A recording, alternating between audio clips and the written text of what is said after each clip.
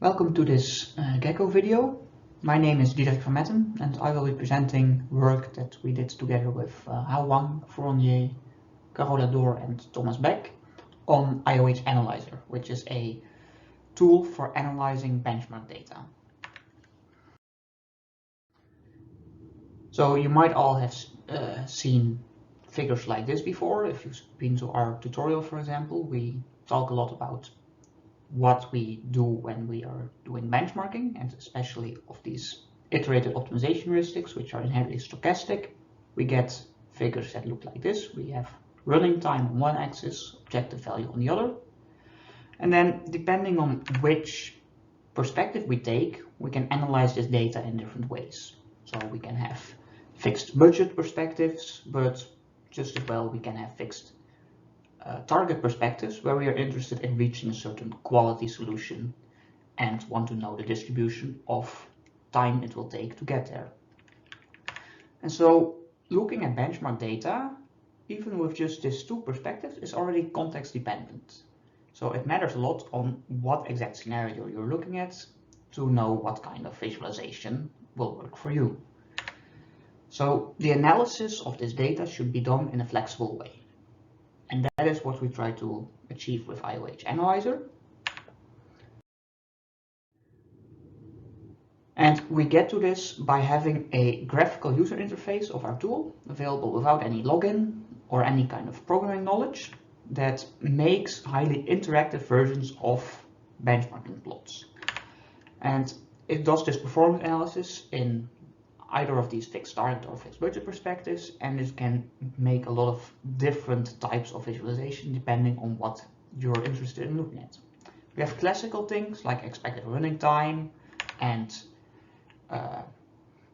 also the fixed budget equivalent, but we also have things like tracking of adaptive parameters. So if you have recorded things like your population size or your mutation rate during your optimization process, you can visualize those as well relative to both the target value or the runtime value.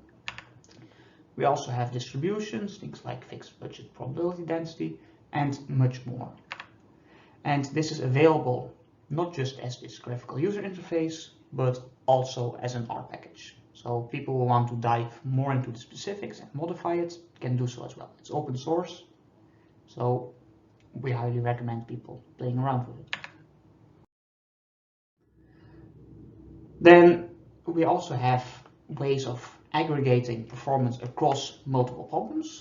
For example, you're using these aggregated cumulative density functions, like here, where we can aggregate using different sets of targets, the performance of algorithms across multiple problems.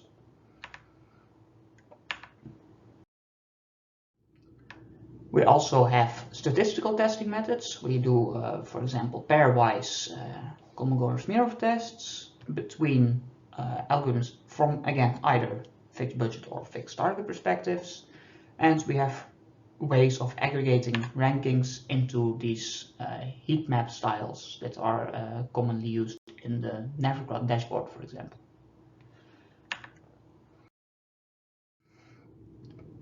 And then there are a wide variety of other more, maybe a bit more niche visualizations, like Glico-based ranking system of algorithms, which considers algorithms to be in a tournament and randomly samples runs to determine which one beats which other one, and uses this to create an overall ranking of algorithms on a specific set of problems.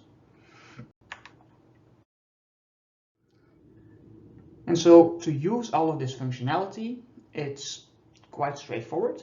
You don't need really much programming knowledge to be able to use IOHanalyzer. And you don't even need to have your data in only one specific way to be able to interact with it. Of course, we support data from our experimentation tool, IOH Experimenter, which is also part of the IOH Profiler project. But we also support data from for example, the popular COCO BBOB framework, from Navigraph, from SOS, and not just loading data from there directly, but we also have a lot of pre-processed data sets that are available already. So if you run your own algorithm using one of these tools, you can easily compare it to a lot of existing data that is already processed into IOHanalyzer and can just be loaded at the click of a button.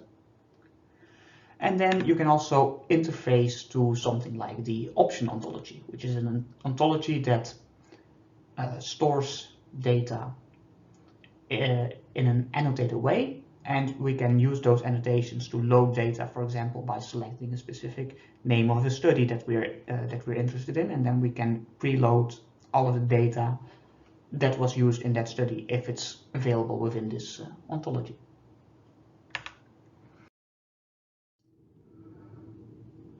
So IOHanalyzer is a core part of the wider IOH Profiler project, and as such we really aim to make benchmarking accessible by providing modular ways of doing the different parts in the benchmarking pipeline.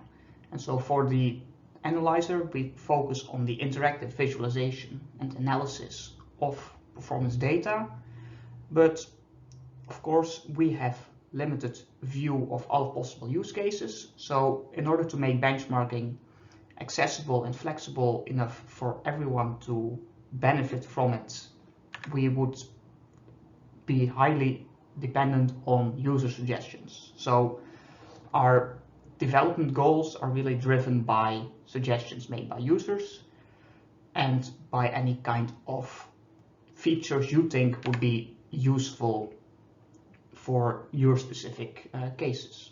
So we're always happy to discuss, and any kind of feedback is highly appreciated.